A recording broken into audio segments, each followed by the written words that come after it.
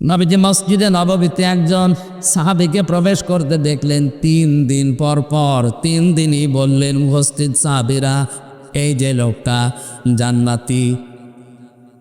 সাহাবীরা বলে, ওর জান্নাতীও কি কাজ করে এমন আমি দেখব। বাড়িতে কৌশলে মেহমান হয়ে আশ্রয় নিলেন, 3 দিন থাকলেন বাড়িতে, দেখলেন না সেরকম কোনো গোপন আমল নেই। ডাক দিয়ে বলে, আল্লাহর বান্দা, আমি কিন্তু আপনার বাড়িতে মেহমান হয়েছি, এমনিতে না, আমার উদ্দেশ্য আছে। 3 দিন পর পর নবীজি আপনাকে বলেছে আপনি নাকি জান্নাতি, এতে কি আমল করেন এবং যে জিন্দা অবস্থায় জান্নাতের সার্টিফিকেট নবীজি বলে দিলেন। লোকটা বলে, ভাই আমিও আপনার মতো 5 ওয়াক্ত নামাজ পড়ি, রমজানের রোজা রাখি, সত্য কথা বলি, যতটুকু আপনারা করেন অতটুকু আমার আমল বেশি নেই, তবে একটা কাজ আমি বেশি করি মনে হয়।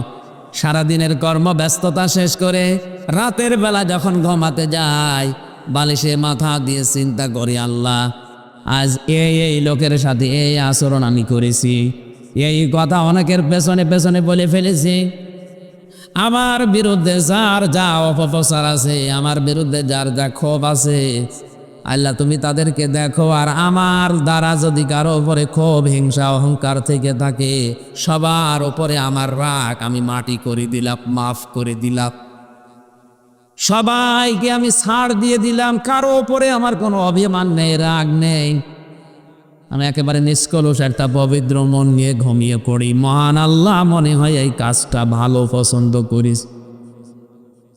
চট্টগ্রামবাসী আপনার বিবেক খাটান তো, এই লোকটা কি করেছে এমন?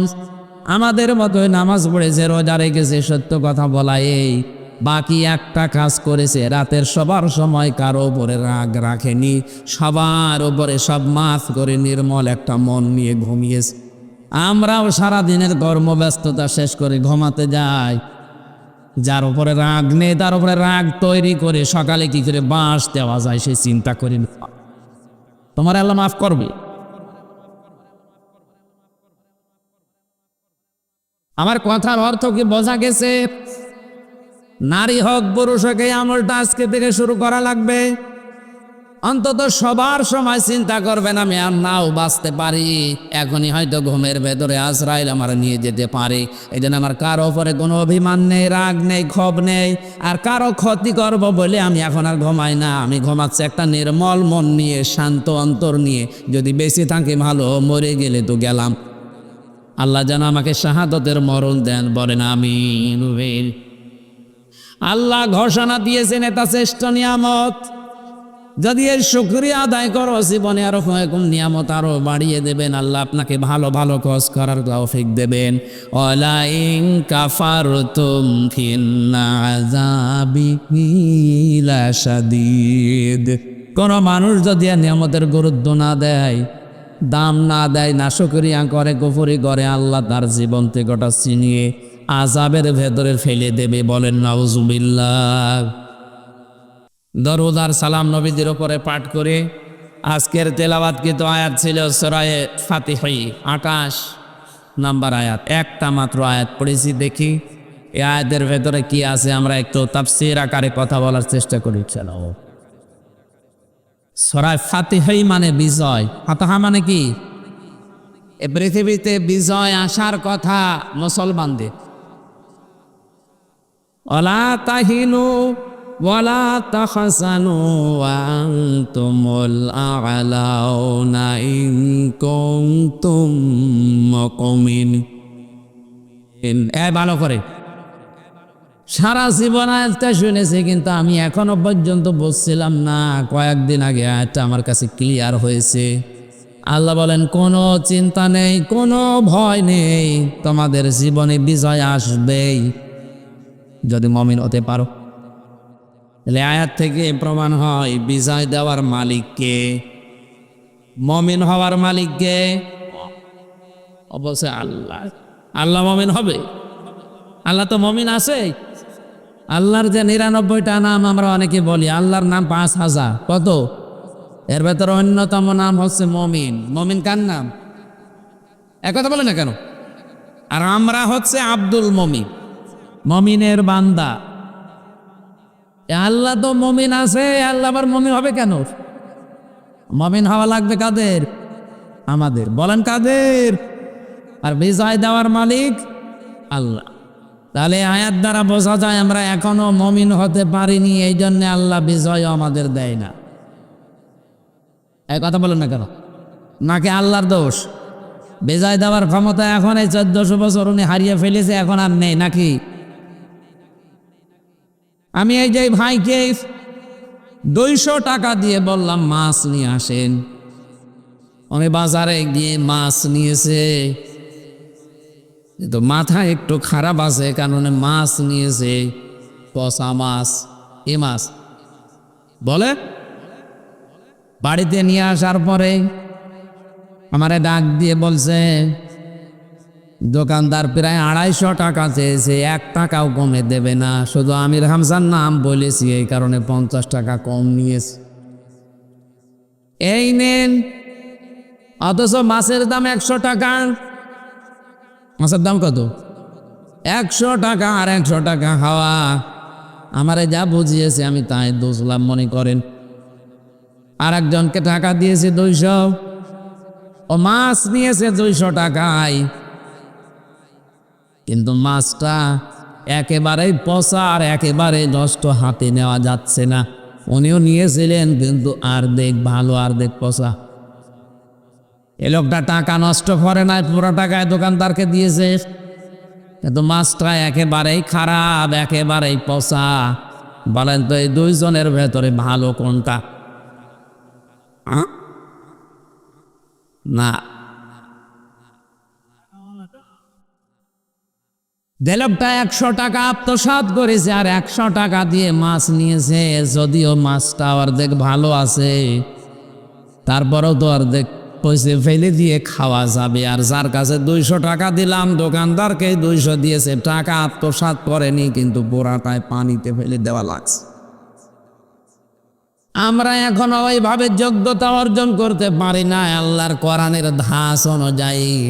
এই জন্য মহান আল্লাহ আমাদেরকে বিশাল ক্ষমতা দেয় না, এমন মানুষকে দেয় যে অর্ধেক টাকা মেরে খায়। আমি আর নিচে নামলাম না। দোষ এখন আল্লাহর না, বিজয় উনি দিতে পারেন, কিন্তু শর্ত হচ্ছে ইন কুনতুম মুমিনিন, আমাদের মুমিন হওয়া লাগবে। আজ বাংলাদেশে কয়েকটা জরিপ বেরিয়েছিল জানুয়ারি মাসে, আপনারা পেয়েছেন কিনা জানি না। এদেশে 100 জনের 15 জন মাত্র বিশ্ব নবীকে একমাত্র আদর্শ মানে, আর 85 জন নবীকে বাদ দিয়ে অন্য কাউকে টানা নানায় চলছে। আপনি জরিপটা যদি সত্য হয় বলেন তো, মহাব্বত দেখাতে দেখাতে যদি বলা হয় নবীর মহাব্বতে হাত তোলেন, অনেকে ঠ্যাং তুলে ফেলে। অথচ বাস্তবতায় যে নবীকে আদর্শ হিসাবে মানে না, ওর আদর্শ হয়ে দাঁড়িয়েছে আবু জেহেল মার্কালো। এই জন্যে আল্লাহ আমাদের হাতে এগুলো দিতে চান না, কারণ জানে যে এর যদি দেওয়া হয়, 200 টাকা দিয়েছে, 200 টাকায় পানিতে ফেলা লাগবে। আর অন্তত এখনো যাদের কাছে আছে, 50 টাকার কাজ করলেও 50 টাকা মেরে খাক, তাও তো কাজ হচ্ছে। ফাতাহা মানে বিজয়, এটা আল্লাহর হাতে, পৃথিবীর কারো হাতে বিজয় নেই, এটা আল্লাহ কারো হাতেও দেননি। মুমিন হতে পারলে আল্লাহ বিজয় অবশ্যই আমাদেরকে দেবেন। বিজয় নামে যে সূরাটা আমরা বলি সূরা নাসর, এটা অনেকেই আমার মনে হয় এখানে যারা আছে শুধু আলেমরা বাদ দিয়ে 100 জনের নারী পুরুষ মিলে নুন সাদ র নাসর, নাসর মানে সাহায্য, আর নুন সিন র নাসর মানে ঈগল পাখি। নাসর মানে আপনি যদি তেলাওয়াত ধরেন, এখন নারী পুরুষ যারা আছে দেখেন সবাই এভাবে বলবে ইদা জা নাসরুল্লাহি ওয়াল ফাত। হয়েছে? এখানে সোয়াদ মুখ দল করে উচ্চারণ করা লাগবে। সোয়াদকে সিন দিয়ে বললে অর্থটা আকাশ পাতাল পাল্টিয়ে যাচ্ছে। যেখানে সাহায্য হবে সেখানে হচ্ছে ঈগল পাখি বা শকুন। আপনি যেন বলতে চাচ্ছেন যখন আল্লাহর সাহায্য আসবে তখন আপনি বিজয় দেখতে পাবেন। সিস্টেম অপর পৃষ্ঠায় আপনি বলছেন যখন শকুন আসবে তখন বিজয় পাবেন। একটা কথা হইল, যেন বিজয় নামে যে সোরাটা আছে সূরা নাসরটা আশা করছে আপনারা ঠিক করে নেবেন। এখানে সোয়াদ মুগল করে বলবেন ইজা জাআ নাসরুল্লাহি ওয়াল ফাত ওয়া রাআইতান নাসা ইয়াদখুলুনা ফি দীনিল্লাহি আফওয়াজা ফাসাব্বিহ বিহামদি রাব্বিকা ওয়াস্তাগফির ইন্নাহু কানা তাওয়াবা। ওই সূরা ফাতিহা থেকে বিজয় থেকে 28 নম্বর আয়াতটা আমরা পড়েছি। আয়াতের সামারাইজ মূল বিষয় হচ্ছে আল্লাহ পাক যে ধর্ম, যে ইসলাম, যে দিন দুনিয়ায় পাঠিয়েছেন এটা তিনি বিজয় করবেনই। যত দিন আছে দুনিয়াতে, যত নবীকে আল্লাহ পাঠিয়েছেন একটাই দায়িত্ব ছিল তাদের, ভালো করে খেয়াল করেন। পৃথিবীতে যত নবী এসেছে, যত রসুল এসেছে, এদের ভেতরে হয়তো শরীয়তের বিভিন্ন মাসলা মাসাইল নিয়ে, বিভিন্ন বিধান নিয়ে মত পার্থক্য ছিল, কিন্তু এই বিধানটা নিয়ে দুনিয়ায় কোনো নবী, কোনো রসুলের ভেতরে মত পার্থক্য হয়নি।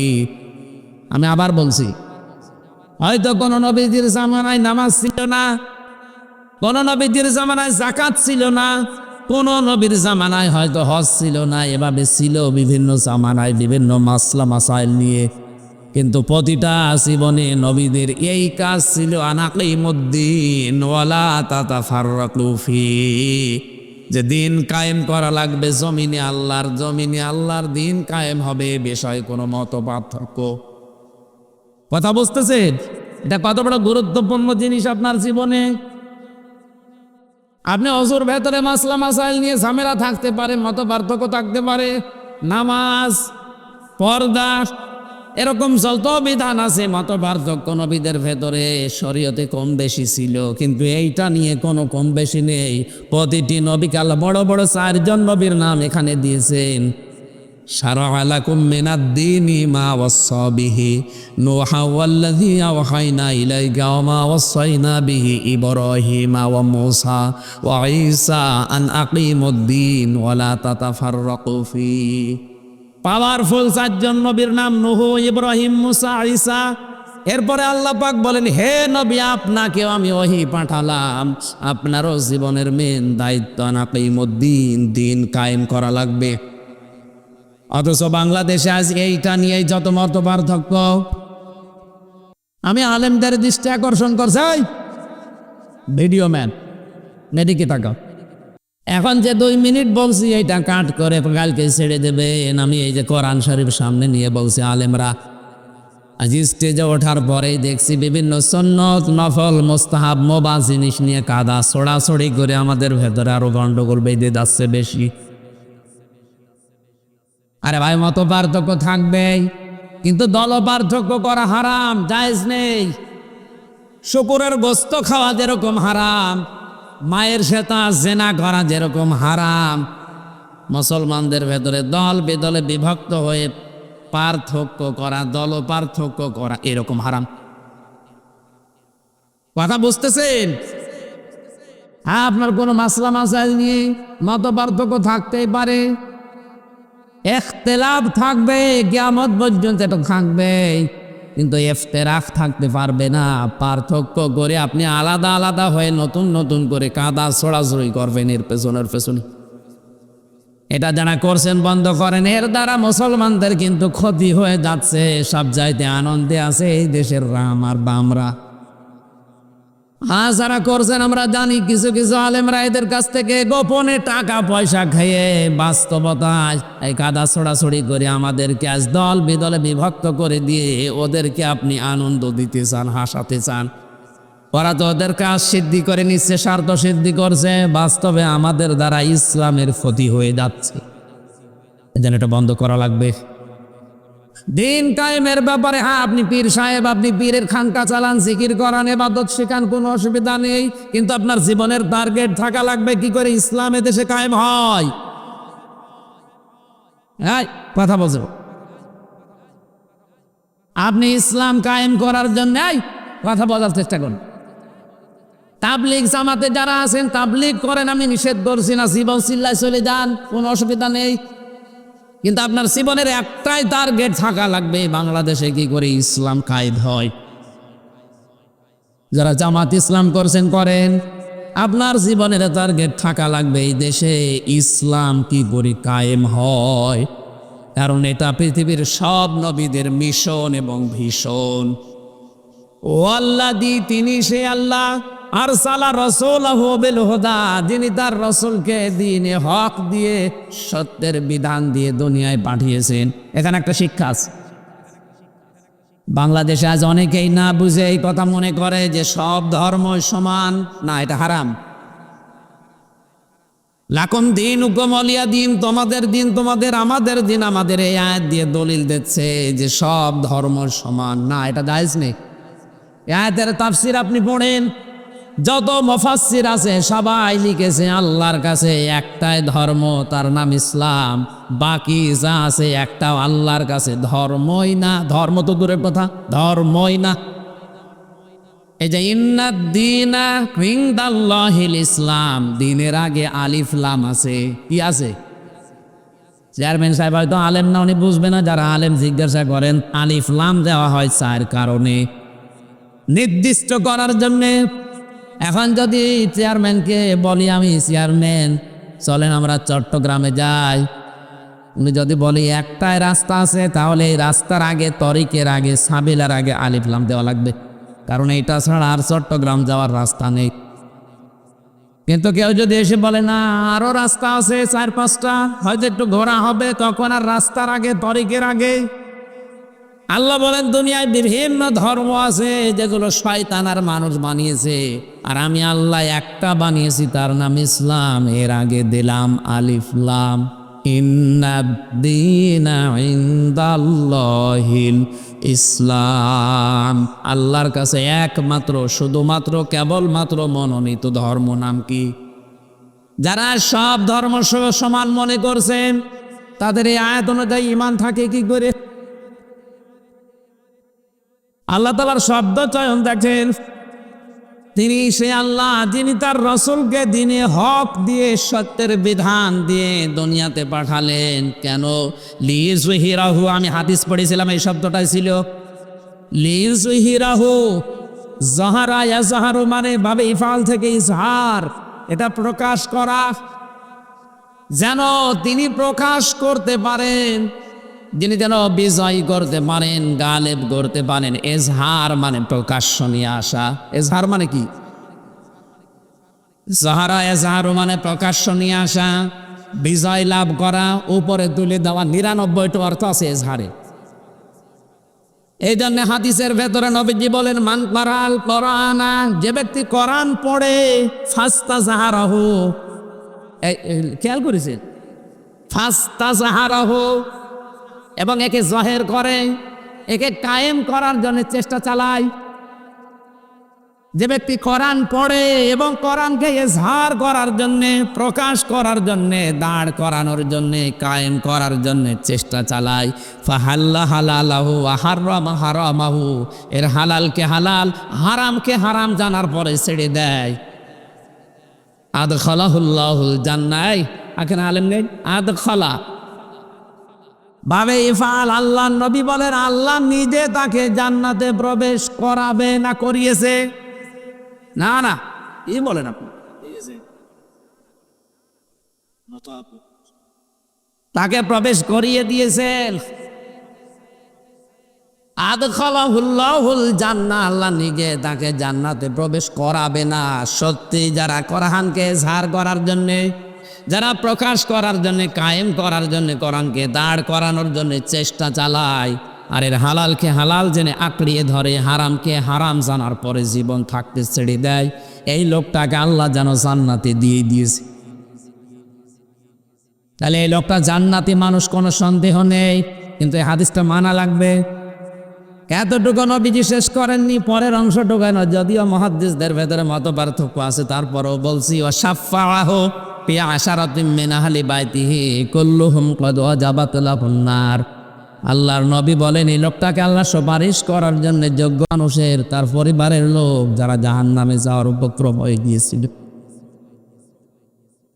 এই জন্য নবীকে আল্লাহ যে দায়িত্ব দিয়েছেন আমাদের জীবনের মেন দায়িত্ব এইটাই হওয়া লাগবে। আমি আর চাই করি মরণের আগে অন্তত এই চেষ্টাটা করব যে কি করে আল্লাহর কোরআন এই দেশে কায়েম হয়।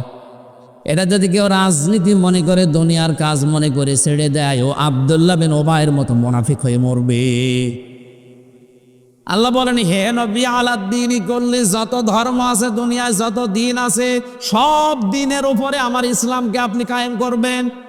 এটা তো ফেরেশতারা করে দেবে।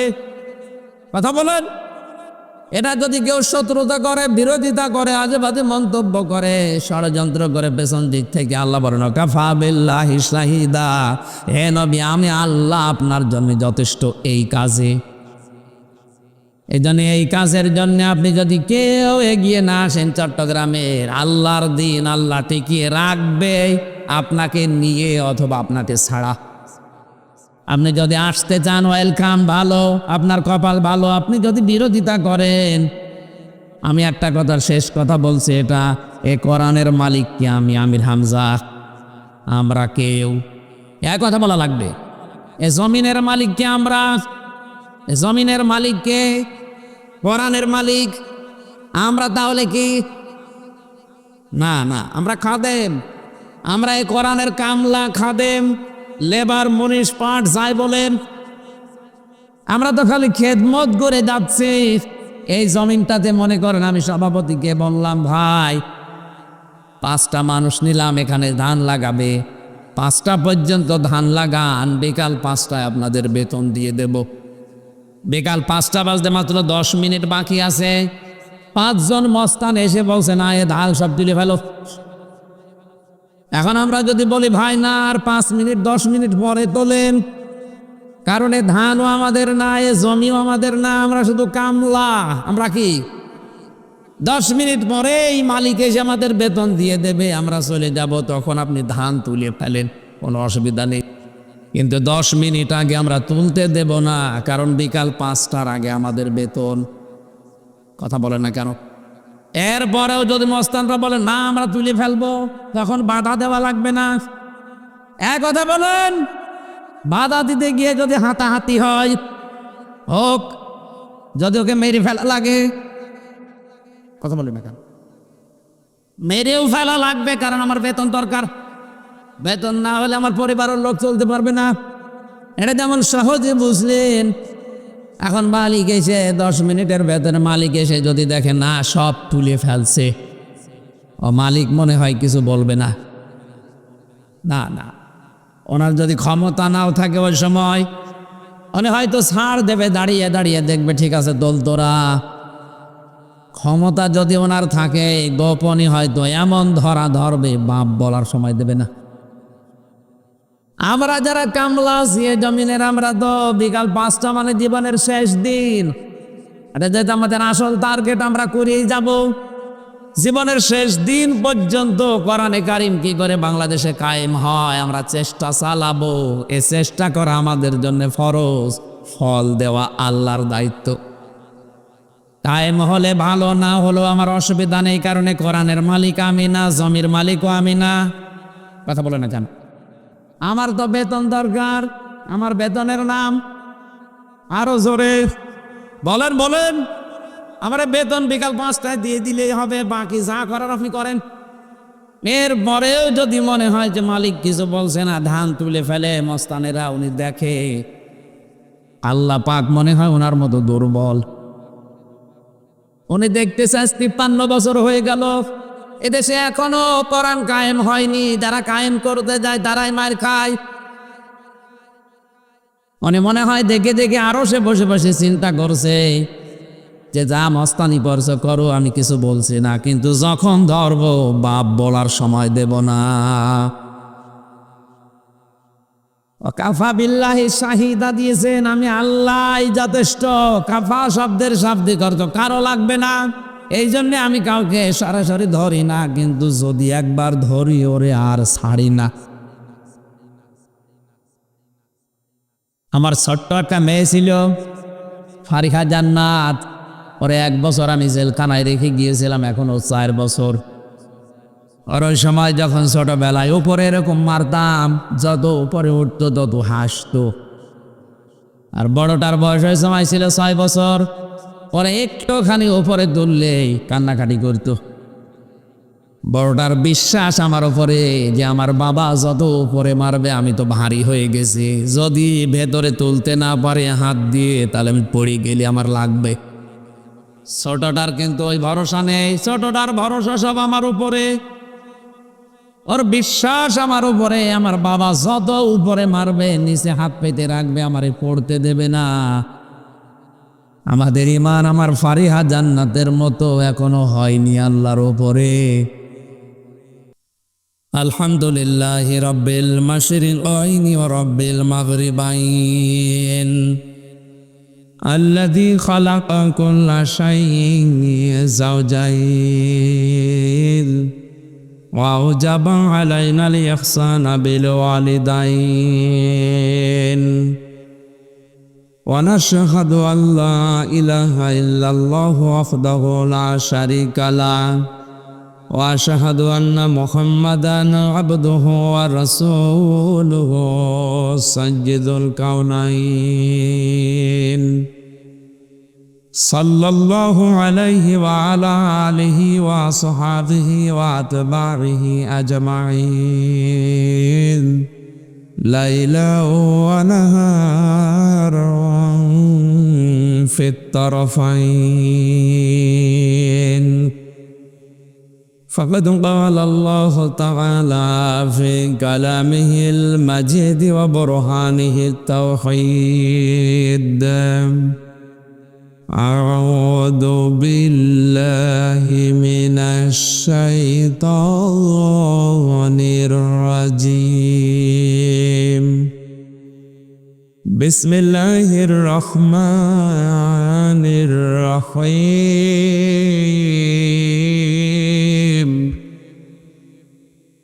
والله الذي لا إله إلا هو.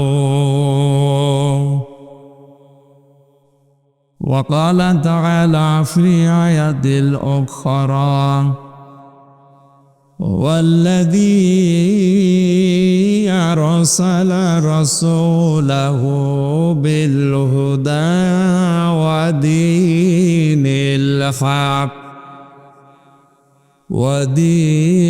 الحق ليظهره على الدين كله وكفى بالله شهيدا.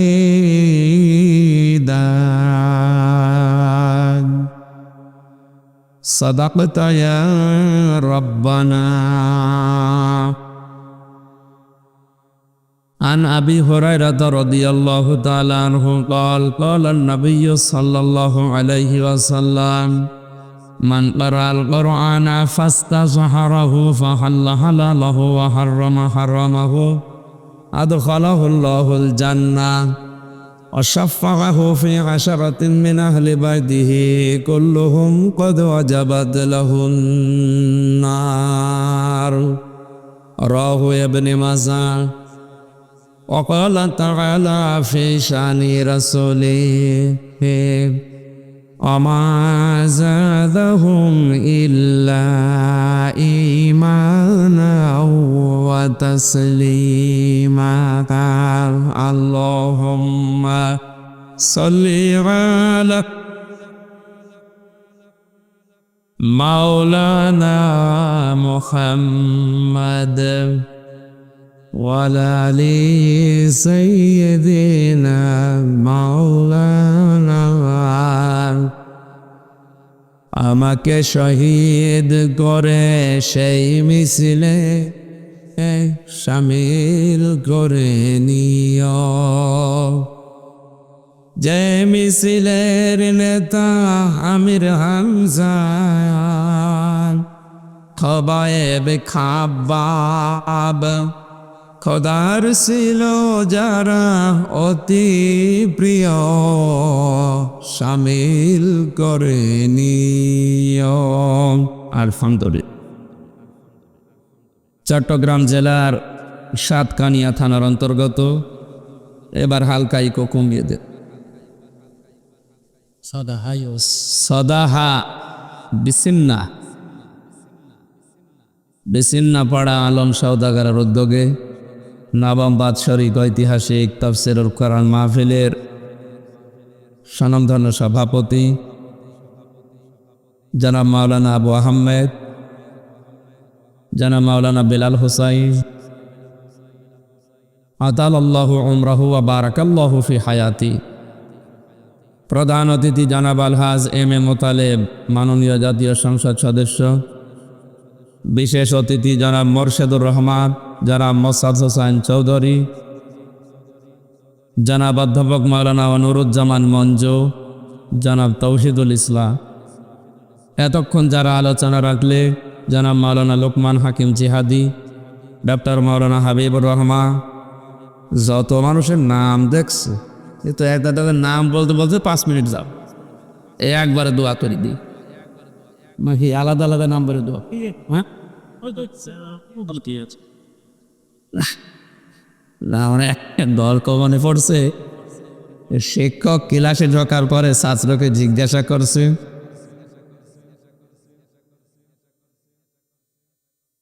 যাই ছেলে বোর্ড বানান পর।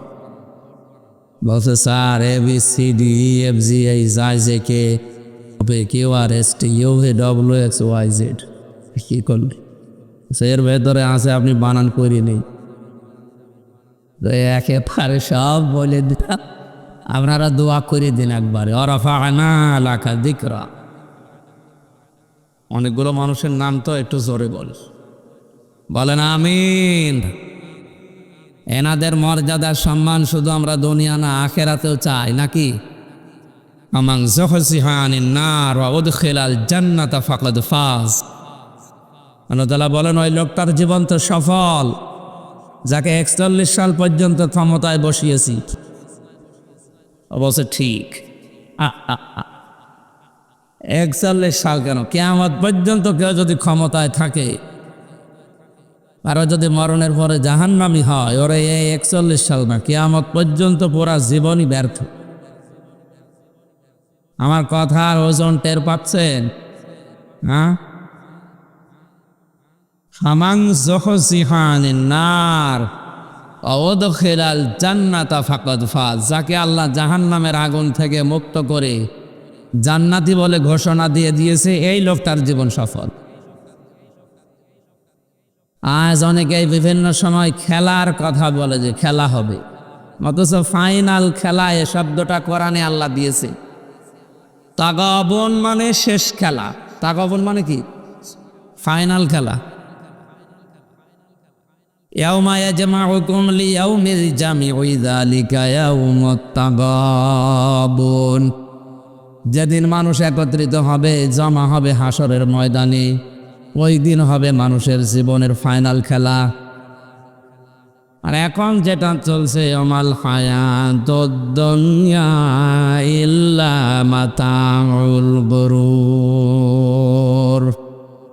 সূরা আলে ইমরানের 185 নম্বর আয়াতের শেষের দিকে আছে, আল্লাহ পাক বলেন, দুনিয়ার জীবনটা খেলাধুলা, রং তামাশা, এটা ছাড়া আর কিচ্ছু না, ধোঁকাবাজি এটা।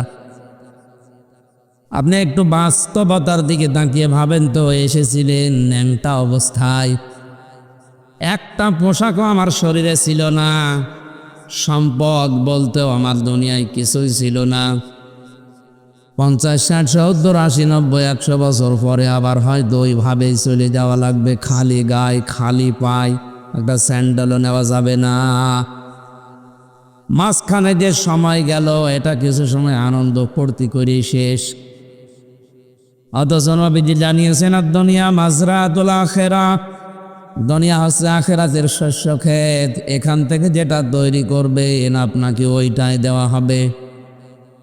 অনেক মানুষ মনে করে জান্নাত আমার জন্য বানানো আছে, না, পৃথিবীতে আপনি যা করবেন ওইটা দিয়ে তো আপনার জান্নাত অথবা জাহান্নাম তৈরি হবে।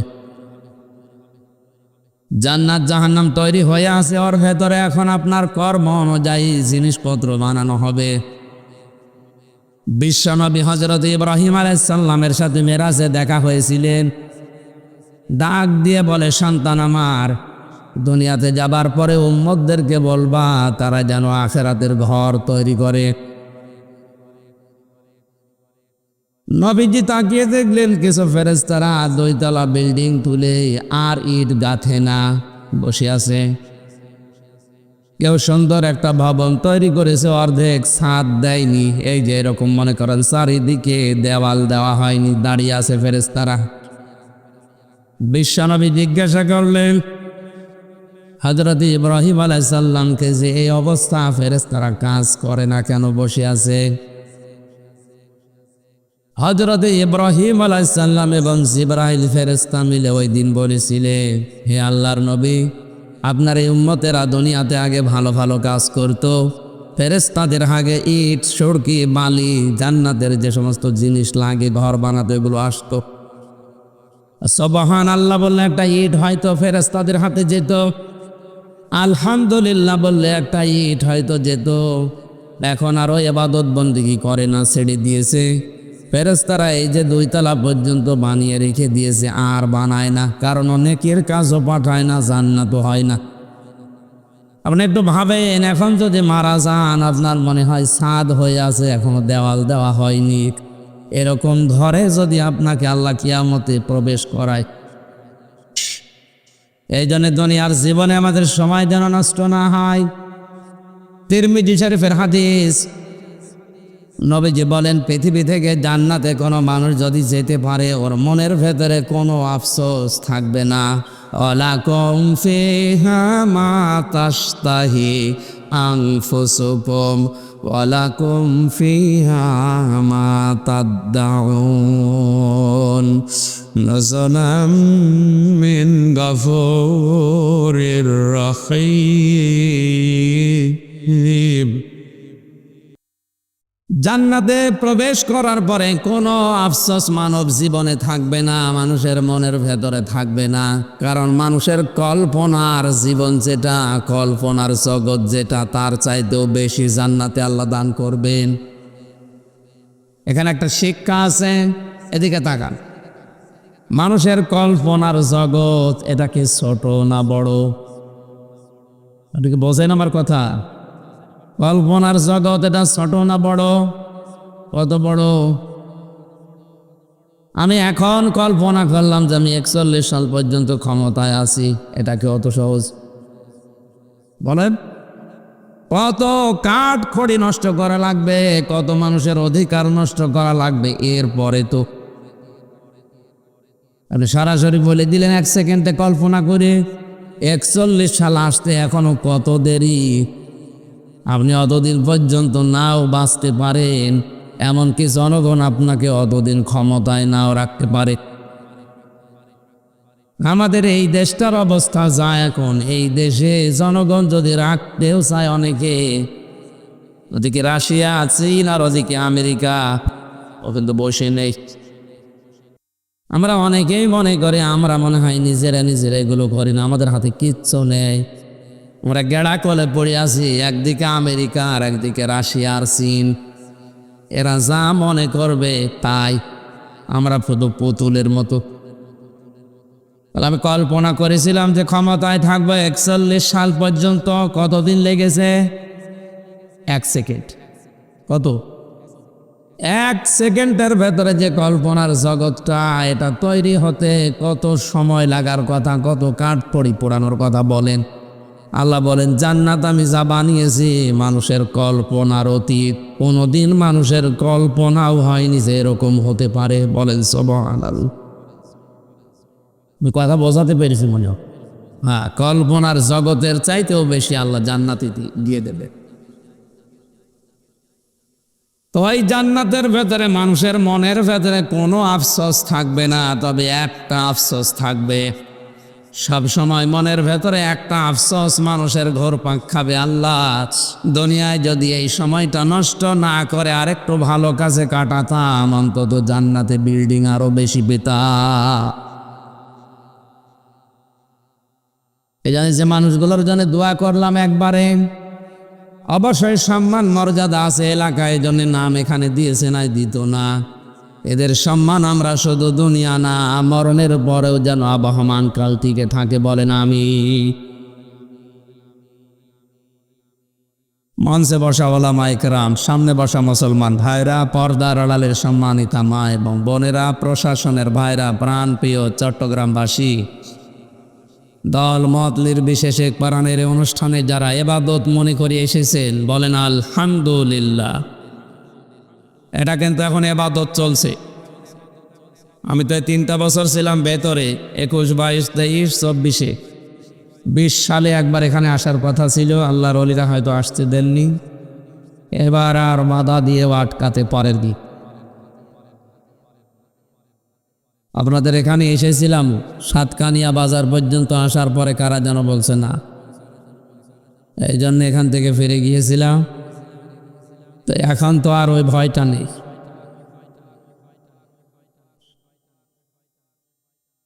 আপনাদের এই এলাকার ভাষা তো আমি বুঝি না, মানে গালি দিলেও অসুবিধা।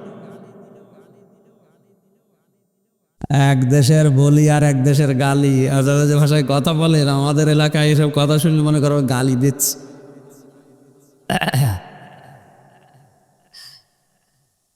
হুয়া জিতাবাকুম ওয়া মা জাআলা আলাইকুম ফিদ-দীনি মিন হারাজ। আল্লাহ পাক বলেন, তোমাদেরকে আমি নির্বাচিত করে করে এই ময়দানে এনেছি কোরআন শোনার জন্যে। হাজারো লক্ষ মানুষ এলাকায় বাস করে, সবাইকে তো আমার কোরআনের এই জায়গায় আনি নাই, কারণ যাকে আমি ভালোবাসি, পছন্দ করি, মহাব্বত করি, তাকে কোরআনের জ্ঞান দান করি। এটা একটা ক্লাস চলছে কোরআনের। কিসের ক্লাস? এখান থেকে অন্তত 45 মিনিট 1 ঘন্টার ভেতরে যা পাবো ক্লাস আকারে আমি কথা বলবো, আপনারা জবাব দেবেন বোঝার জন্য ছাত্রের মতো। যদি জবাব না দেন আমি মনে করবেন খবর স্থানে আছে, যেন বোঝার পরে জবাব দেবেন, আবার না বুঝে জবাব দিয়েন না। এক লোকের ছেলে পরীক্ষায় A+ পেয়েছে, ও দোকানে চা খাচ্ছিল, একজন এসে বলছে, চাচা আপনার ছেলে A+ পেয়েছে। বলছে ইন্না লিল্লাহি ওয়া ইন্না ইলাইহি রাজিউন। কি বললে? বলে কি হলো? মারা তো যায়নি, ও A+ পেয়েছে, আপনি আলহামদুলিল্লাহ বলেন। এই জন্য সজাগ থাকবেন, আমি কখন কোনটা জিজ্ঞাসা করি কোরআন দিয়ে জবাব দেবে। এ মাহফিল তার মর্যাদা আমাদের কাছে এই জন্যে বেশি, কারণ কোরআনের মর্যাদা আমার কাছে সবচাইতে বেশি। আল্লাহ পাক বলেন, ওয়াইদ তাযদানা রাব্বুকুম লাইন শাকারতুম লাযিদান্নাকুম ওয়া লাইন কাফারতুম ইন্না আযাবি লাশাদীদ। সূরা ইব্রাহিমের ভেতরে আল্লাহ জানিয়েছেন, আল্লাহ নিজে যেন হ্যান্ড মাইক নিয়ে যে ঘোষণা দিচ্ছে, একটি ঘোষণা। এ কথা বুঝতেছেন? আল্লাহ নিজে যেন মাইক হাতে নিয়ে বলছে একটি ঘোষণা, একটি এলান, আমার বান্দা বান্দিরা শোনো, লাইন শাকারতুম লাযিদান্নাকুম, যদি আমার নিয়ামতের শুকরিয়া আদায় করো আমি আল্লাহ এটা জীবনে আরো বাড়িয়ে দেব। পৃথিবীর যত নিয়ামত আছে আল্লাহর ভাষায় শ্রেষ্ঠ নিয়ামতের নাম কোরআনে কারীম। আমরাও এটা মানি কিনা? মানেন? এ ময়দানের সম্পর্ক আজকে কোরআনের সাথে। এই জন্যে রোদে বুড়ে দুপুরবেলা কাজ বাদ দিয়ে, ঘুম বাদ দিয়ে বসে আছি। কোরআনের বাদে যদি অন্য কারো সাথে সম্পর্ক থাকতো, জীবন চলে গেলেও আসতাম না। এরকম অনুষ্ঠানের সম্পর্ক যদি মমতাজের সাথে থাকতো আসতেন, হ্যাঁ আসতো, কিন্তু এই মানুষ আসতো না।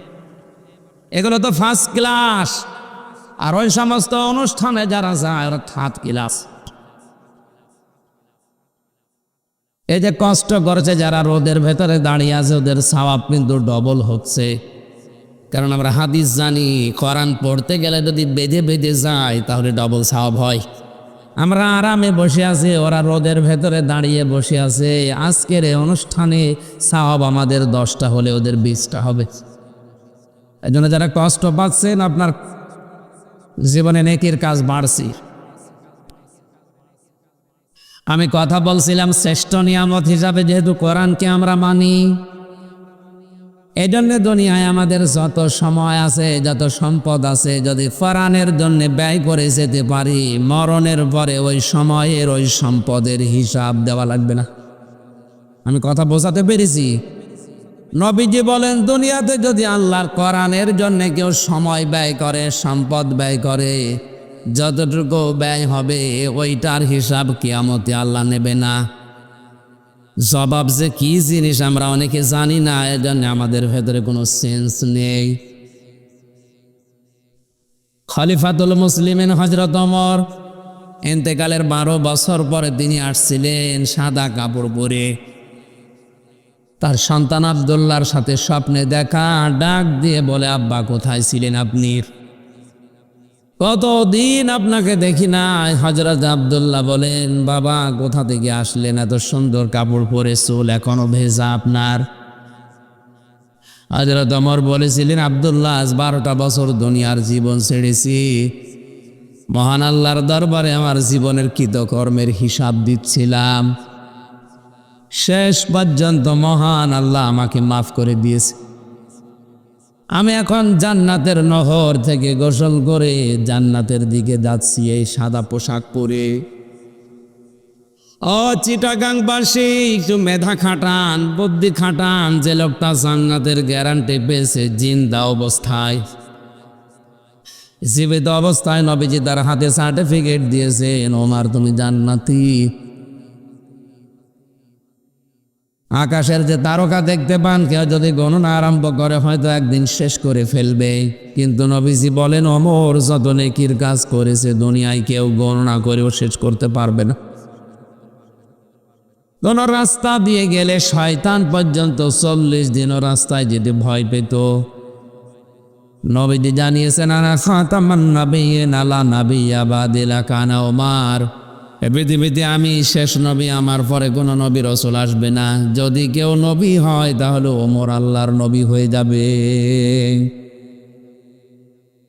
এই হাদিস দ্বারা বোঝা যায় হযরত ওমরের ভেতরে যে কোয়ালিটিগুলো ছিল, নবী হবার সব যোগ্যতায় আল্লাহ তাকে দিয়েছিলেন।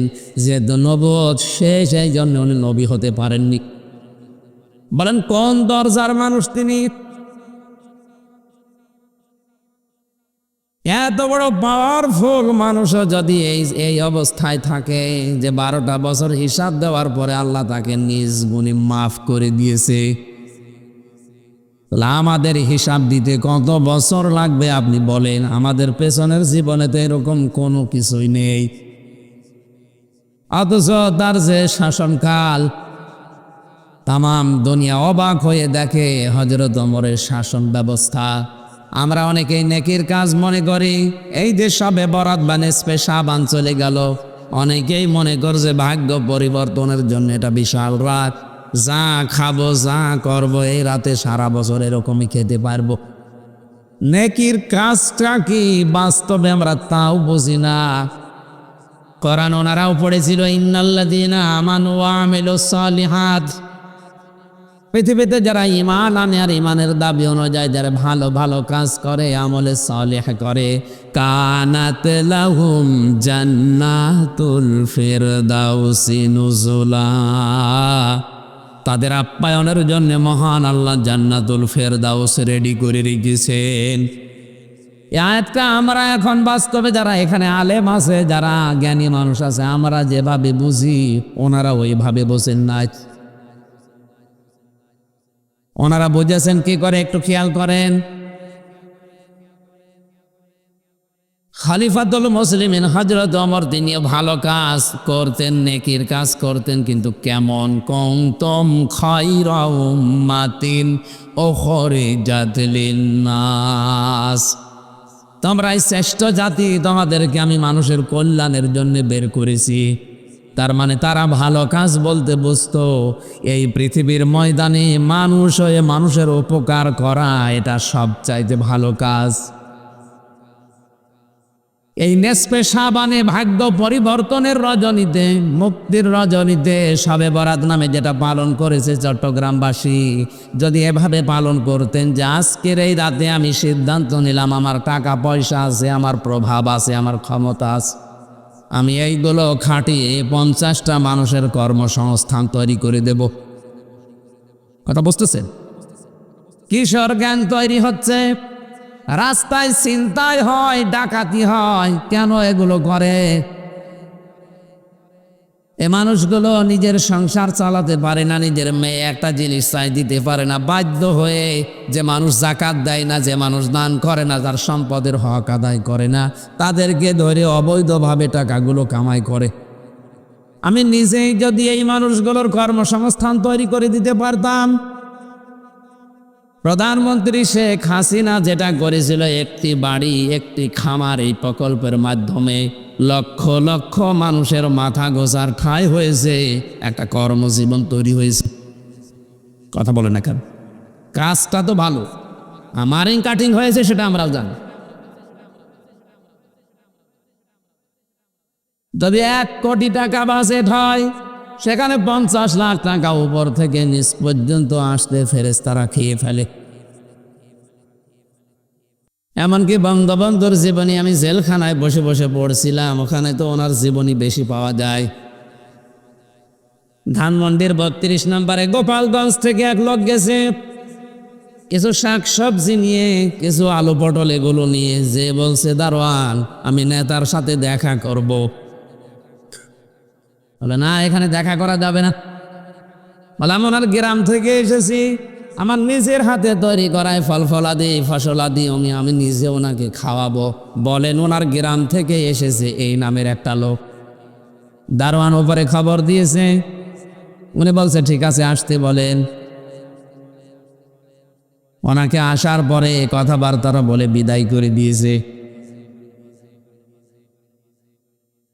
বিদায় করার পরে যখন চিন্তা করছে কই আমি যে ওনারে নিজের হাতে খাওয়াবো বলে নিয়ে আসলাম, এটা তো হইল না।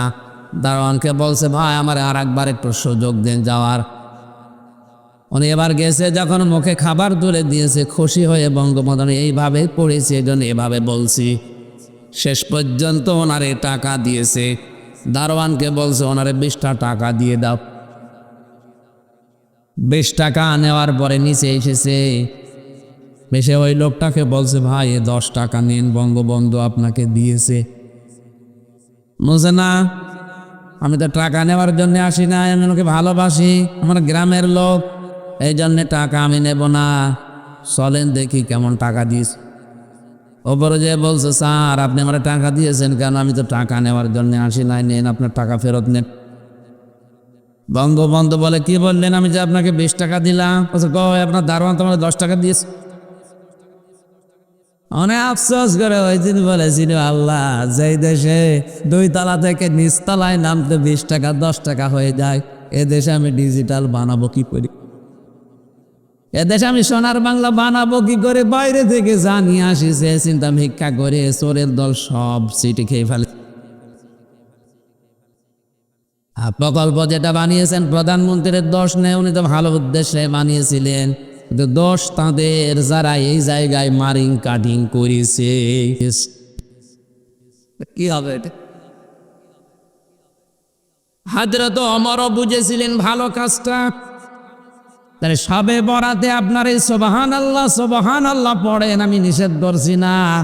কোরআন শরীফ তেলাওয়াত করেন, কুনতুম খায়রা উম্মাতিন, নিষেধ করি না, করেন। পাশাপাশি যদি এই শিক্ষাটা নিতে পারতেন যে আমি এলাকায় যারা বেকার আছে তাদের 50 জনের কর্মসংস্থান তৈরি করে দেব, আমার টাকা ব্যাংকে ছাতা পড়ে যায়, টাকা নেওয়ার মতো আমার অন্তত হিসাবের মতো কেউ নেই, আমি যেটা দিয়ে টাকা দিয়ে একটা ওয়ার্কশপ তৈরি করে দিয়ে একটা ফ্যাক্টরি বানাই, 50 থেকে 100 জন মানুষ যদি এলাকারও কাজ করে তাদেরও কর্মসংস্থান হবে, আমার টাকায় টাকা বাড়বে। আল্লাহর কসমে সবে বরাতে নিসফে শাবানে আল্লাহর আরশ আপনার উপরে খুশি হয়ে যেত। এটাতে ইসলাম আমরা অনেকে জানি না, অথচ সারা জীবন এখানে পড়ছে কুনতুম খায়রা উম্মাতিন উখরিজাত লিন-নাস। তাদেরকে আমি বের করেছি উম্মতের কল্যাণের জন্য, জাতির কল্যাণের জন্য। কি কল্যাণ আপনি করছেন বলেন তো? মানুষ হয়ে যদি মানুষের উপকার করা না যায়, আল্লাহর দৃষ্টিতে ওটা মানুষ না, ও আর জানোয়ার সমান। হযরত ওমর কোরআন বুঝেছিলেন। গভীর রজনীতে তিনি বের হয়ে গেলেন। এক বাড়ির সামনে দিয়ে যাবার সময় দেখলেন আওয়াজ আসতেছে মেয়ে লোকের কান্নার। চিন্তা করলেন ভেতরে কোনো ধর্ষণ হচ্ছে নাকি। দেখলেন বাড়ির ভেতর থেকে একটা লোক বের হয়, আবার প্রবেশ করে, আবার আসে, আবার যায়। খপ করে হাত চেপে ধরলেন, এই বেটাকে বারবার বাড়ির ভেতরে প্রবেশ করো আর বের হও, মেয়েদের কান্নার আওয়াজ পাওয়া যাচ্ছে, কি করেছো বলো। লোকটা বলে, পথিক আপনি কে? আমি তো এই বাড়ির মালিক। হযরত ওমর বলে, মালিক তে মেয়েদের কান্নার আওয়াজ আসে ভেতর থেকে কোন কারণে? লোকটা বলে, ওটা আমার স্ত্রী, আমি এমন একটা বিপদে আছি, ফলতেও পারি না, সইতেও পারি না। হযরত ওমর বললেন, কি বিপদে আছে বলো দেখি। বলে, তোমারে বলে করব কি? আমার স্ত্রী সন্তান বাবা, এ বিষয়ে আমি একেবারে অনভিজ্ঞ, আর আমার বাড়িতে কোনো ছাত্রীও নেই, নার্স নেই, কেউ নেই সেবা করার মতো। এ বিষয়ে আমি জানিও না, আমি কি করবো। কান্না দিকে আমি পাগল হয়ে গেছি, এই জন্যই তো অস্থির হয়ে বারবার যাওয়া আসা করছিলাম। হযরত ওমর বলে, ভাই আপনি দাঁড়ান, দেখি কাউকে পাওয়া যায় কিনা। এক দৌড়ে বাড়িতে গেলেন, স্ত্রীকে ডাক দিয়ে বলে, আব্দুল্লাহর মা, আল্লাহ জান্নাত বিক্রি করছে, যদি কিনতে চাও তাড়াতাড়ি চলো। কিছু তেল নাও, নাকড়া নাও, আগুন ধারণার মতো কোনো জিনিস না, আল্লাহ জান্নাত বিক্রি করে দিচ্ছে, যদি নিতে যাও আমার সাথে তাড়াতাড়ি চলো। তারা জান্নাত মনে করেছিল এই জায়গাগুলোতে, আর আমরা জান্নাত মনে করছি মসজিদের টাইলস লাগিয়ে দিতে। একটা মসজিদ বানিয়ে দিলে কয়জন নামাজ পড়ে? নাই 5,000। অথচ একটা রাস্তা, একটা ব্রিজ, একটা কালভার্ট বানিয়ে দিলে লক্ষ লক্ষ মানুষের রাস্তা দিয়ে, ওই ব্রিজ দিয়ে হাঁটে। কথা বলেন না কেন? 100টা মসজিদ বানানোর চাইতে একটা রাস্তা মেরামত করা আল্লাহর কাছে অনেক ভালো। অথচ অনেক মানুষ ইসলাম না বুঝে রাস্তার টাকা, ব্রিজের টাকা, কালভার্টের টাকা আত্মসাৎ করে ওইটা দিয়ে মসজিদের টাইলস লাগিয়ে দেয়। বাড়ির ভেতরে প্রবেশ করালেন মেয়েটাকে। কিছুক্ষণ পরে আওয়াজ এলো, খলিফাতুল মুসলিমিন, আপনার বন্ধুকে সুসংবাদ দেন, তার একটা পুত্র সন্তান হয়েছে, ছেলেটাও ভালো আছে, মাও ভালো আছে। হযরত ওমর বলেন, আলহামদুলিল্লাহ। যার ছেলে সে বলছে ইন্না লিল্লাহ। হযরত ওমর বলে, ভাই আপনার পুত্র সন্তান, আমি আলহামদুলিল্লাহ বললাম খুশি হয়ে, আর আপনি বলছেন ইন্না লিল্লাহ, খুশি হননি? খুশি হয়েছিলাম, কিন্তু আপনি কে? আমি তো এতক্ষণ সাধারণ মানুষ মনে করে উল্টা পাল্টা বলেছি, আর আপনি আমার এত বড় উপকার করলেন। আপনি তো সাধারণ না, দেশের খলিফা, প্রেসিডেন্ট হযরত ওমর। আপনি দয়া করে আমারে মাফ করে দেন। পকেট থেকে কিছু দিরহাম বের করে বললেন, খলিফাতুল মুসলিমিন, আমার জন্য যে কষ্ট করেছেন এটা শোধ দেওয়ার মতো না। তবে যে গরিব মহিলাকে নিয়ে আসলেন রাতের বেলা, যে নার্স যে ধাত্রীকে নিয়ে এসেছে, এই মেয়েটাকে এই টাকাগুলো হাদিয়া দিয়েন। হযরত ওমর বলে, এই মেয়েটাকে টাকা দেওয়া লাগবে না, এটা পেশাদার কোনো নার্স না, সেবিকা না, এটা ধাত্রী না, ওইটা আমার নিজের স্ত্রী। বলেন তো, দেশের প্রেসিডেন্ট হয়ে একটা গরিব মানুষের মেয়ে সন্তান বাবা তার স্ত্রীকে সতীকাগারে গিয়ে ধাত্রের কাজ করেছে প্রেসিডেন্টের বউ। বাংলাদেশে এমন একটা মেম্বারও পাওয়া যাবে? অত সহজ নেক কাজই আমরা আন্দাজে বুঝি না কিছু। মানুষ হয় যদি মানুষের উপকার দুনিয়ায় কেউ না করে, আল্লাহর দৃষ্টিতে ওটা কিন্তু এই সূরা আলে ইমরানের 111 নাম্বার আয়াত অনুযায়ী মানুষের ভেতরে পড়ে না। এজন্য আমাদের জীবনের উদ্দেশ্য থাকা লাগবে, আমার দ্বারা অন্তত 5টা মানুষের যেন উপকার হয়, উপকার যদি না হয় যেন ক্ষতি না হয়। আর আমার ধান্দা থাকে সকালবেলা ওঠার পরে কার ক্ষতি করব, কারে বাঁশ দেব, কারে ধরিয়ে দেব, কার নামে মামলা দেব, তার কাছ থেকে টাকা পয়সা। এক কথা বলছেন, নবীজি মসজিদে নববীতে একজন সাহাবীকে প্রবেশ করতে দেখলেন 3 দিন পর পর 3 দিনই বললেন উপস্থিত সাহাবীরা, এই যে লোকটা জান্নাতি। সাহাবীরা বলে, ওর জান্নাতীও কি কাজ করে এমন আমি দেখব। বাড়িতে কৌশলে মেহমান হয়ে আশ্রয় নিলেন, 3 দিন থাকলেন, বাড়িতে দেখলেন না সেরকম কোনো গোপন আমল নেই। ডাক দিয়ে বলে, আল্লাহর বান্দা, আমি কিন্তু আপনার বাড়িতে মেহমান হয়েছি, এমনিতে না, আমার উদ্দেশ্য আছে। 3 দিন পর পর নবীজি আপনাকে বলেছে আপনি নাকি জান্নাতি, এতে কি আমল করেন এবং যে জিন্দা অবস্থায় জান্নাতের সার্টিফিকেট নবীজি বলে দিলেন। লোকটা বলে, ভাই আমিও আপনার মতো 5 ওয়াক্ত নামাজ পড়ি, রমজানের রোজা রাখি, সত্য কথা বলি, যতটুকু আপনারা করেন অতটুকু আমার আমল বেশি নেই, তবে একটা কাজ আমি বেশি করি মনে হয়।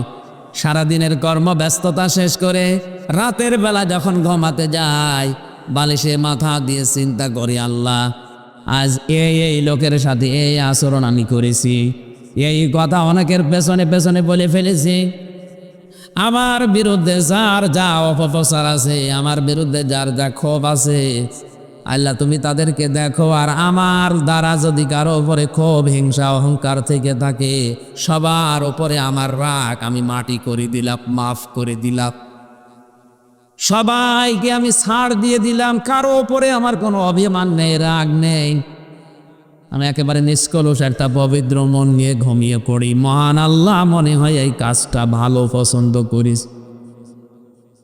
চট্টগ্রামবাসী আপনার বিবেক খাটান তো, এই লোকটা কি করেছে এমন? আমাদের মতোই নামাজ পড়েছে, রোজা রেখেছে, সত্য কথা বলা, এই বাকি একটা কাজ করেছে, রাতের সবার সময় কারো উপরে রাগ রাখেনি, সবার উপরে সব মাফ করে নির্মল একটা মন নিয়ে ঘুমিয়েছে।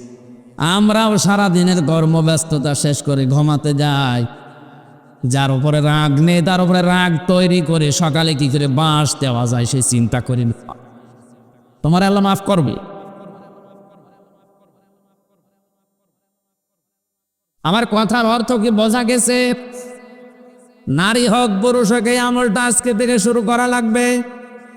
অন্তত সবার সময় চিন্তা করবেন আমি আর নাও বাঁচতে পারি, এখনই হয়তো ঘুমের ভেতরে আজরাইল আমার নিয়ে যেতে পারে, এই জন্য আমার কারো ওপরে কোনো অভিমান নেই, রাগ নেই, ক্ষোভ নেই, আর কারো ক্ষতি করব বলে আমি এখন আর ঘুমাই না। আমি ঘুমাচ্ছি একটা নির্মল মন নিয়ে, শান্ত অন্তর নিয়ে। যদি বেঁচে থাকি ভালো, মরে গেলে তো গেলাম।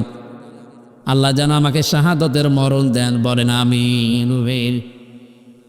আল্লাহ ঘোষণা দিয়েছেন এটা শ্রেষ্ঠ নিয়ামত, যদি এর শুকরিয়া আদায় করো জীবনে আরো কয়েকম নিয়ামত আরো বাড়িয়ে দেবেন। আল্লাহ আপনাকে ভালো ভালো কাজ করার তৌফিক দেবেন। ওয়ালা ইন কাফারতুম ফিন্না আযাবি লাশাদীদ। কোন মানুষ যদি নিয়ামতের গুরুত্ব না দেয়, দাম না দেয়, না শুকরিয়া করে, কুফরি করে, আল্লাহ তার জীবন থেকে ওটা ছিনিয়ে আযাবের ভেতরে ফেলে দেবে। বলেন নাউজুবিল্লাহ। দরুদ আর সালাম নবীদের উপরে পাঠ করে আজকের তেলাওয়াতকৃত আয়াত ছিল সূরা ফাতিহা 28 নম্বর আয়াত। একটা মাত্র আয়াত পড়েছি, দেখি এই আয়াতের ভেতরে কি আছে, আমরা একটু তাফসীর আকারে কথা বলার চেষ্টা করি। চলো, সূরা ফাতিহা মানে বিজয়, ফাতিহা মানে কি? এই পৃথিবীতে বিজয় আসার কথা মুসলমানদের। ওয়ালা তাহিনু ওয়ালা তাহসানু ওয়া আনতুমুল আ'লাউনা ইন কুনতুম মুমিনিন। ভালো করে সারা জীবন আয়াতটা শুনেছি, কিন্তু আমি এখনো পর্যন্ত বুঝছিলাম না। কয়েকদিন আগে আয়াতটা আমার কাছে ক্লিয়ার হয়েছে। আল্লাহ বলেন, কোনো চিন্তা নেই, কোনো ভয় নেই, তোমাদের জীবনে বিজয় আসবেই যদি মুমিন হতে পারো। তাহলে আয়াত থেকে প্রমাণ হয় বিজয় দেওয়ার মালিককে, মুমিন হওয়ার মালিককে অবশ্যই আল্লাহ। আল্লাহ মুমিন হবে? আল্লাহ তো মুমিন আছে। আল্লাহর যে 99টা নাম আমরা অনেকে বলি, আল্লাহর নাম 5000। কত? এর ভেতরে অন্যতম নাম হচ্ছে মুমিন। মুমিন কার নাম? একথা বলে না কেন? আর আমরা হচ্ছে আব্দুল মুমিন, মুমিনের বান্দা। আল্লাহ তো মুমিন আছে, আল্লাহ আবার মুমিন হবে কেন? মুমিন হওয়া লাগবে কাদের? আমাদের। বলেন কাদের? আর বিজয় দেওয়ার মালিক আল্লাহ। তাহলে আয়াত দ্বারা বোঝা যায় আমরা এখনো মমিন হতে পারিনি, এই জন্য আল্লাহ বিজয় আমাদের দেয় না। এই কথা বলেন না কেন? নাকি আল্লাহর দোষ? বিজয় দেওয়ার ক্ষমতা এখন এই 1400 বছর উনি হারিয়ে ফেলেছে, এখন আর নেই নাকি? আমি এই যে ভাইকে 200 টাকা দিয়ে বললাম মাছ নিয়ে আসেন, উনি বাজারে গিয়ে মাছ নিয়েছে, তো মাথা একটু খারাপ আছে কারণ মাছ নিয়েছে পচা মাছ। এ মাছ বলে বাড়িতে নিয়ে আসার পরে আমারে ডাক দিয়ে বলছে দোকানদার প্রায় 250 টাকা চেয়েছে, 1 টাকাও কমে দেবে না, শুধু আমির হামজার নাম বলেছি এই কারণে 50 টাকা কম নিয়েছে। এই নেন, অথচ মাছের দাম 100 টাকা। মাছের দাম কত? 100 টাকা। আর 100 টাকা খাওয়া আমারে যা বুঝিয়েছে আমি তাই বুঝলাম মনে করেন। আর একজনকে টাকা দিয়েছে 200, ও মাছ নিয়েছে 200 টাকায়,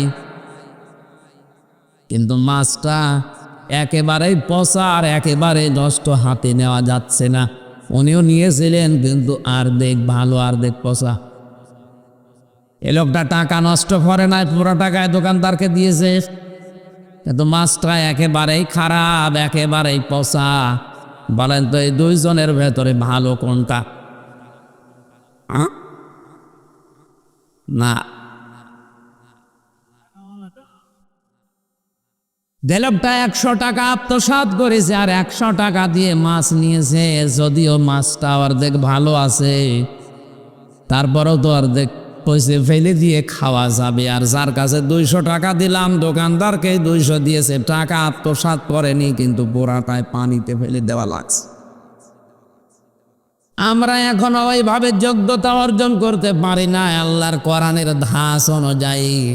এই জন্য মহান আল্লাহ আমাদেরকে বিশাল ক্ষমতা দেয় না, এমন মানুষকে দেয় যে অর্ধেক টাকা মেরে খায়। আমি আর নিচে নামলাম না। দোষ এখন আল্লাহর না, বিজয় উনি দিতে পারেন, কিন্তু শর্ত হচ্ছে ইন কুনতুম মুমিনিন, আমাদের মমিন হওয়া লাগবে। আজ বাংলাদেশে কয়েকটা জরিপ বেরিয়েছিল জানুয়ারি মাসে, আপনারা পেয়েছেন কিনা জানি না। এদেশে 100 জনের 15 জন মাত্র বিশ্ব নবীকে একমাত্র আদর্শ মানে, আর 85 জন নবীকে বাদ দিয়ে অন্য কাউকে টানা নানায় চলছে। আপনি জরিপটা যদি সত্য হয় বলেন তো, মহাব্বত দেখাতে দেখাতে যদি বলা হয় নবীর মহাব্বতে হাত তোলেন, অনেকে ঠ্যাং তুলে ফেলে।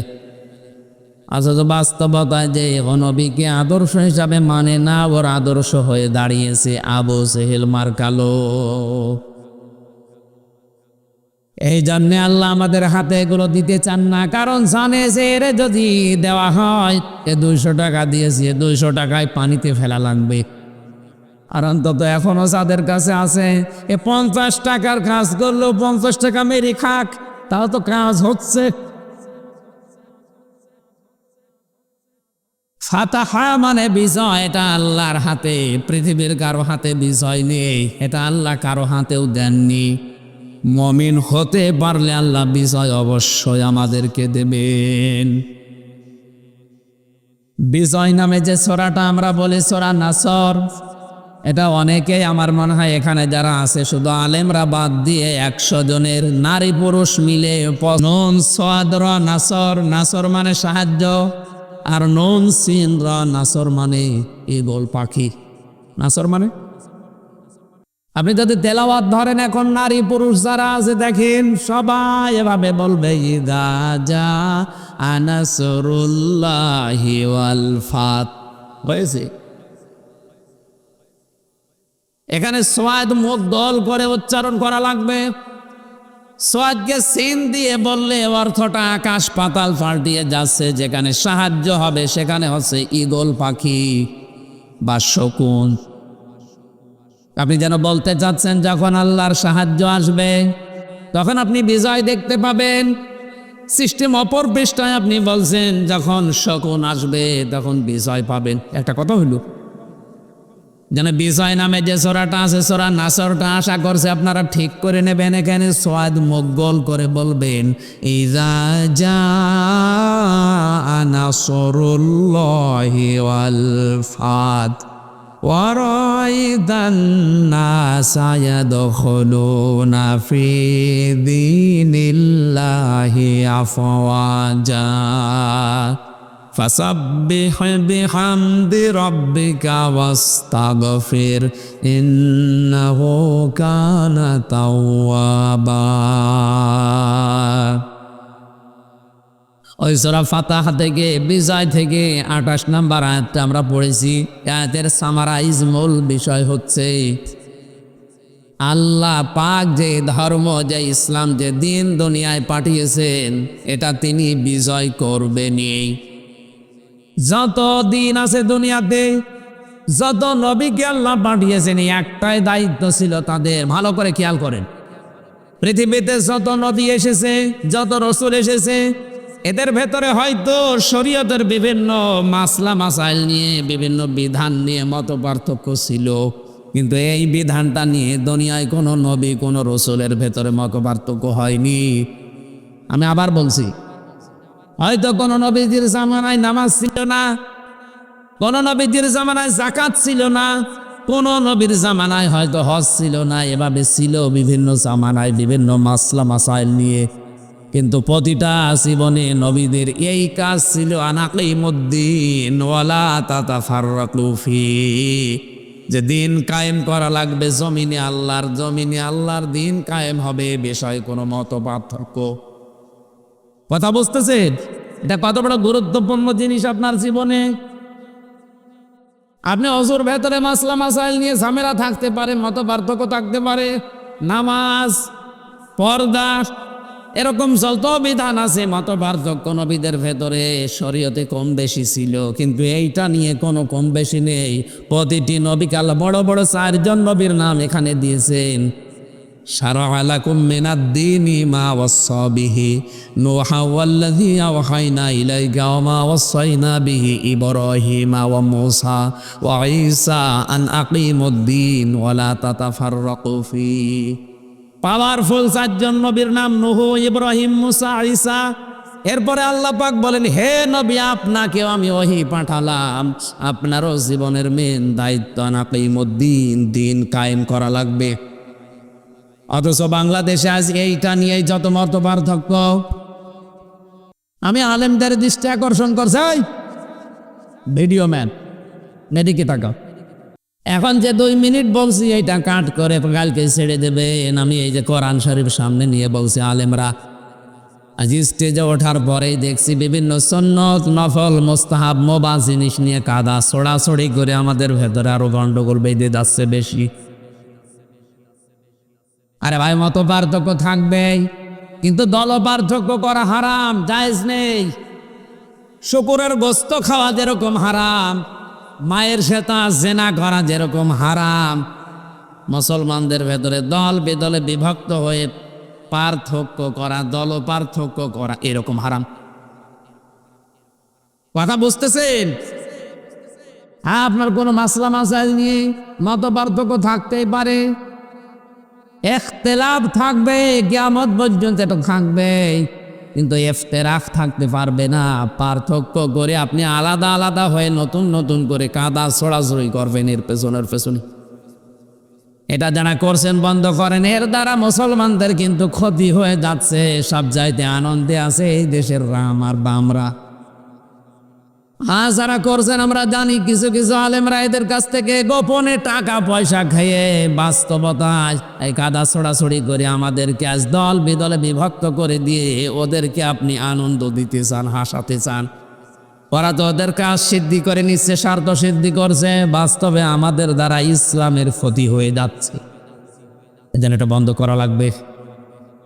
দিন কায়েমের ব্যাপারে হ্যাঁ, আপনি পীর সাহেব, আপনি পীরের খানকা চালান, জিকির করান, ইবাদত শেখান, কোনো অসুবিধা নেই, কিন্তু আপনার জীবনের টার্গেট থাকা লাগবে কি করে ইসলাম এদেশে কায়েম হয়। হ্যাঁ, কথা বলছো। আপনি ইসলাম কায়েম করার জন্য কথা বলার চেষ্টা করুন। তাবলিগ জামাতে যারা আছেন তাবলিগ করেন, আমি নিষেধ করছি না, জীবন চিল্লায় চলে যান, কোনো অসুবিধা নেই। কিন্তু আপনার জীবনের একটাই টার্গেট থাকা লাগবে, বাংলাদেশে কি করে ইসলাম কায়েম হয়। যারা জামাত ইসলাম করছেন করেন, আপনার জীবনের টার্গেট থাকা লাগবে এই দেশে ইসলাম কি করে কায়েম হয়, কারণ এটা পৃথিবীর সব নবীদের মিশন এবং ভীষণ।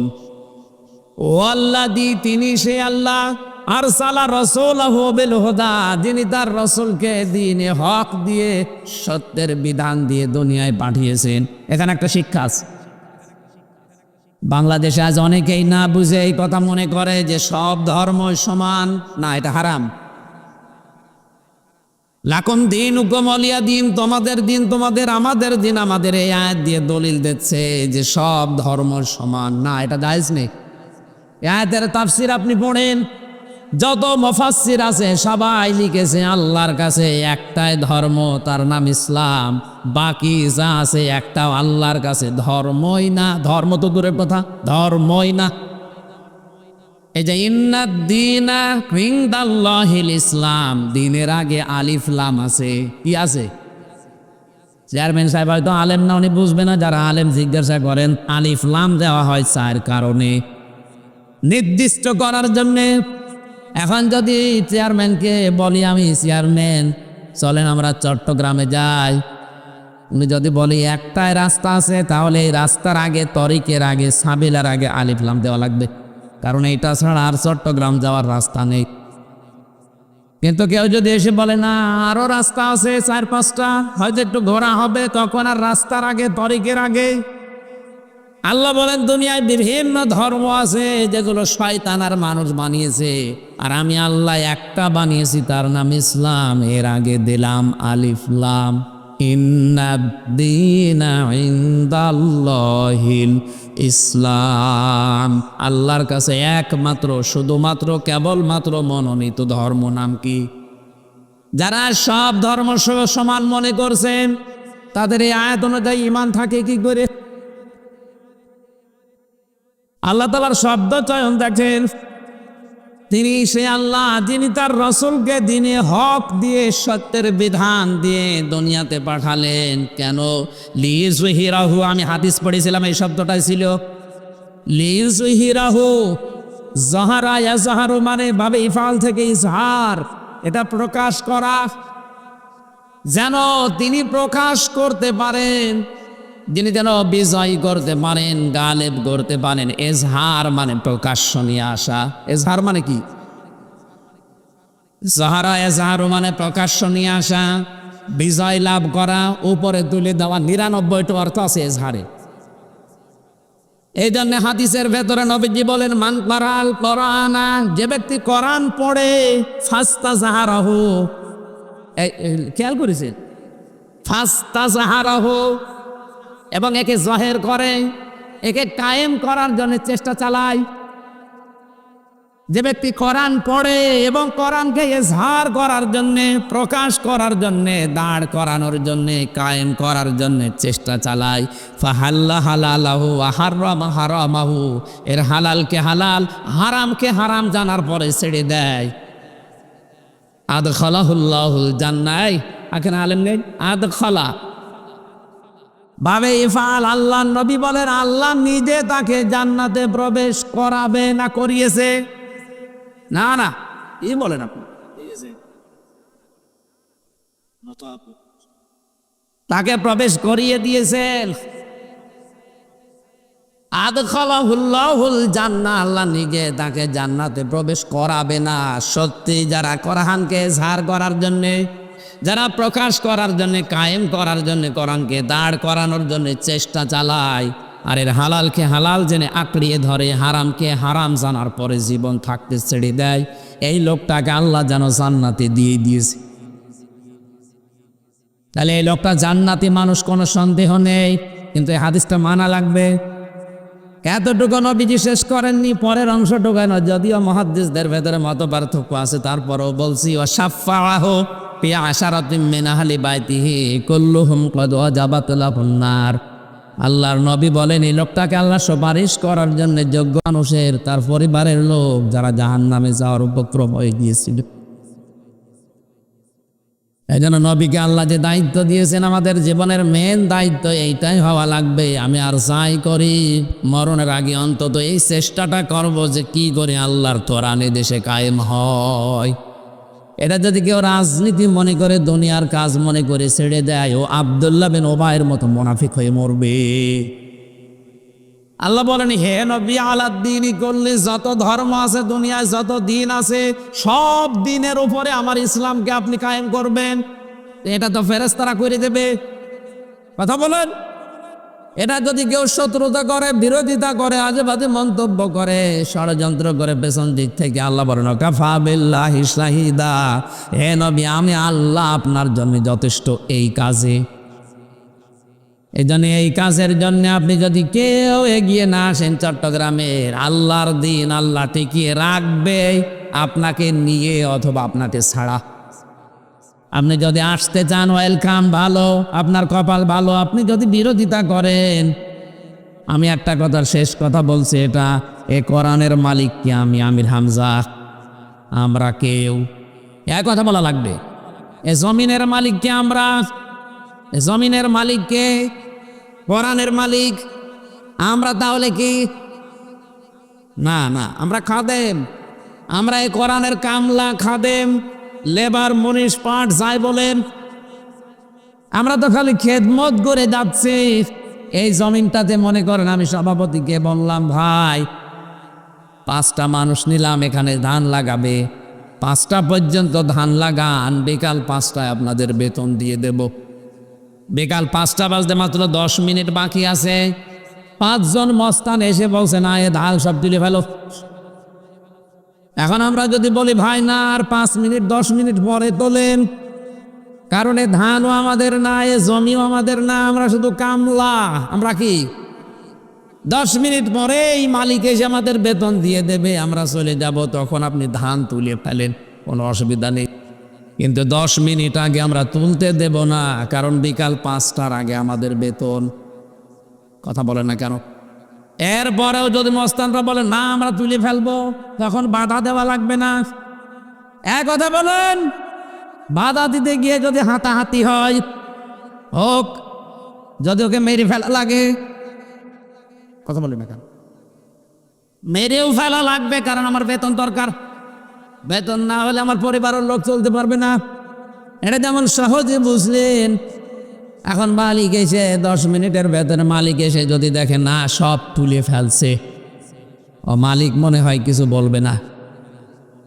না না, ওনার যদি ক্ষমতা নাও থাকে ওই সময় উনি হয়তো ছাড় দেবে, দাঁড়িয়ে দাঁড়িয়ে দেখবে ঠিক আছে দোল তোরা। ক্ষমতা যদি ওনার থাকে গোপনে হয়তো এমন ধরা ধরবে বাপ বলার সময় দেবে না। আমরা যারা কামলা আছি এই জমিনের, আমরা তো বিকাল 5টা মানে জীবনের শেষ দিন, এটা যেটা আমাদের আসল টার্গেট, আমরা করেই যাব। জীবনের শেষ দিন পর্যন্ত কোরআনে কারিম কি করে বাংলাদেশে কায়েম হয় আমরা চেষ্টা চালাবো। এ চেষ্টা করা আমাদের জন্য ফরজ, ফল দেওয়া আল্লাহর দায়িত্ব। কায়েম হলে ভালো, না হলেও আমার অসুবিধা নেই, কারণে কোরআনের মালিক আমি না, জমির মালিকও আমি না। কথা বলে না কেন? আমার তো বেতন দরকার, আমার বেতনের নাম, আরো জোরে বলেন বলেন, আমার বেতন বিকাল 5টায় দিয়ে দিলেই হবে, বাকি যা করার আপনি করেন। এরপরেও যদি মনে হয় যে মালিক কিছু বলছে না, ধান তুলে ফেলে মস্তানেরা, উনি দেখে আল্লাহ পাক মনে হয় ওনার মতো দুর্বল, উনি দেখতে চান 53 বছর হয়ে গেল এদেশে এখনো কোরআন কায়েম হয়নি, যারা কায়েম করতে যায় তারাই মার খায়। উনি মনে হয় দেখে দেখে আরো সে বসে বসে চিন্তা করছে যে যা মস্তানি করছো করো, আমি কিছু বলছি না, কিন্তু যখন ধরবো বাপ বলার সময় দেব না। কাফা বিল্লাহি শাহিদা দিয়েছেন, আমি আল্লাহ যথেষ্ট। কাফা শব্দের শাব্দিক অর্থ কারো লাগবে না, এই জন্য আমি কাউকে সরাসরি ধরি না, কিন্তু যদি একবার ধরি ওরে আর ছাড়ি না। আমার ছোট্ট একটা মেয়ে ছিল ফারিহা জান্নাত, পরে 1 বছর আমি জেলখানায় রেখে গিয়েছিলাম, এখনো 4 বছর। আর ওই সময় যখন ছোটবেলায় উপরে এরকম মারতাম, যত উপরে উঠতো তত হাসতো। আর বড়টার বয়স ওই সময় ছিল 6 বছর। পরে একটুখানি উপরে তুললেই কান্নাকাটি করতো। বড়টার বিশ্বাস আমার উপরে যে আমার বাবা যত উপরে মারবে আমি তো ভারী হয়ে গেছি, যদি ভেতরে তুলতে না পারে হাত দিয়ে তাহলে আমি পড়ে গেলে আমার লাগবে। ছোটটার কিন্তু ওই ভরসা নেই, ছোটটার ভরসা সব আমার উপরে, ওর বিশ্বাস আমার উপরে। আমার বাবা যত উপরে মারবে নিচে হাত পেতে রাখবে, আমারে পড়তে দেবে না। আমাদের ইমান আমার ফারিহা জান্নাতের মতো এখনো হয়নি আল্লাহর উপরে। কবি এই জন্যেই জানিয়েছেন, রেখো না মনেতে ভয় বান্দা খোদার, দূর হয়ে যাবে বাধা।